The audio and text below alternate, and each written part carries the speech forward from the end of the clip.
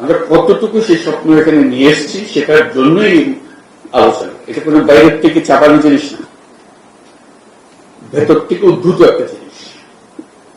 সে আলোচনা হবে, সে আলোচনার নেতৃত্ব দেবেন আপনারা মতৈক্য প্রতিষ্ঠার জন্য, যেহেতু আপনারাই তাদের পক্ষ থেকে স্বপ্ন দেখেছেন কিভাবে স্বপ্ন তাদের স্বপ্ন আপনাদের স্বপ্ন একাকার হয়ে যাবে।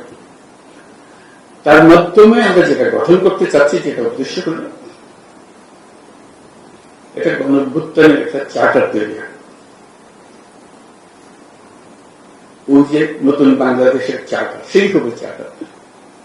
সেই চার্টার মতৈক্যের ভিত্তিতে হবে, নির্বাচন হবে, সবকিছু হবে, কিন্তু চার্টার থেকে যাবে। এই চার্টার থেকে যাবে ইতিহাসের অংশ হিসেবে। এটা আমাদের জাতীয় কমিটমেন্ট, এটা কোন দলীয় কমিটমেন্ট না। আমরা আশা করছি সব দল এই চার্টারে সাইন অন করবে। ওই যে বললাম ঐক্যমত, যেটা তখন এটা আমাদের বাংলাদেশ জাতি একটা সনদ, যে সনদ আমরা বুকে নিয়ে অগ্রসর হব। যত তাড়াতাড়ি পারি, যত বেশি পরিমাণে এটা বাস্তবায়ন করতে পারি, বাস্তবায়ন করতে থাকবে।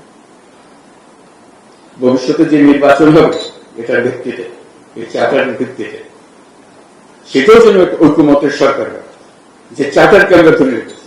আর যত কিছুই হোক, এটা যেন আমাদের হাত থেকে ছেড়ে দেবে। তাহলে এই স্বপ্নের যে কন্টিনিউটি, সেটা থাকবে কি করে? আমরা সেই স্বপ্নের কন্টিনিউটি চাই, বাস্তবায়ন চাই।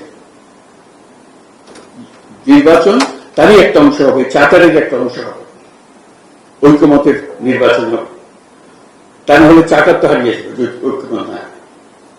সেভাবে আমরা অগ্রসর করতে চাই। কাজে এটা খুবই গুরুত্বপূর্ণ জিনিস, আমাদেরকে সেই গুরুত্ব অনুধাবন করতে হবে। এবং তার জন্য এই যে পরবর্তী অধ্যায় শুরু হবে আলোচনা, সেটা কিভাবে আমরা করব, সেই ঐক্যমত নিয়ে এসে আমরা নতুন সরকারের দিকে চলে যাব, সেটাই হবে আমাদের অঙ্গীকার। এবং তারা এই চার্টারকে ধারণ করে এটা নিয়ে অগ্রসর হবে। আজকে এই ঐতিহাসিক গুরুত্বের কথা স্মরণ করিয়ে দিয়ে আজকে আমাদের আলোচনা শুরু করতে যাচ্ছি। সবাইকে অভিনন্দন, ধন্যবাদ। এই কষ্ট করার জন্য অজস্র কষ্ট করেছেন আপনারা। জাতির পক্ষ থেকে আপনাদের সবাইকে, সদস্য এবং চেয়ারম্যান মহোদয় যারা আছেন, তাদেরকে আমি অভিনন্দন জানাচ্ছি। ধন্যবাদ।